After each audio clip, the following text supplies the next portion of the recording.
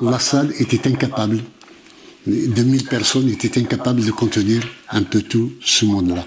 Donc, ce que je peux ajouter d'autre, c'est que le MAC, la NAVAD et moi-même faisons de la politique.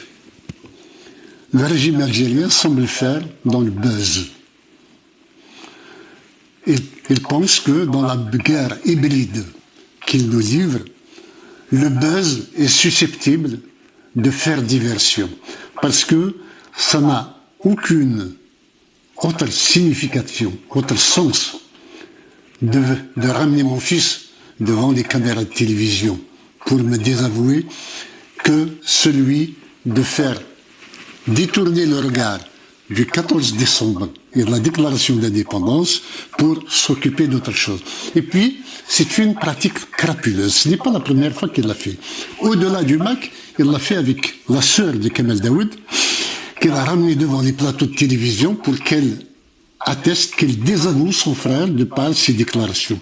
Et même au sein du MAC, j'ai vu, la première fois, c'est mon neveu qu'ils ont ramené.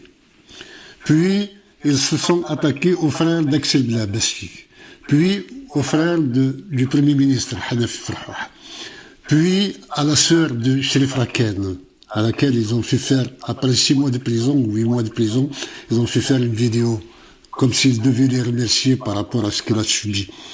L'Algérie, ou le régime algérien, croyait que, en me faisant désavouer par mon fils, elle me décrédibilisait, et décrédibilise aussi la déclaration d'indépendance de la Kabylie.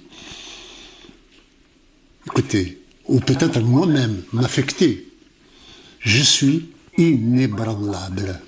Quoi qu'ils fassent, quoi qu'ils disent, rien ne changera quant à mes positions sur l'indépendance de la Kabylie.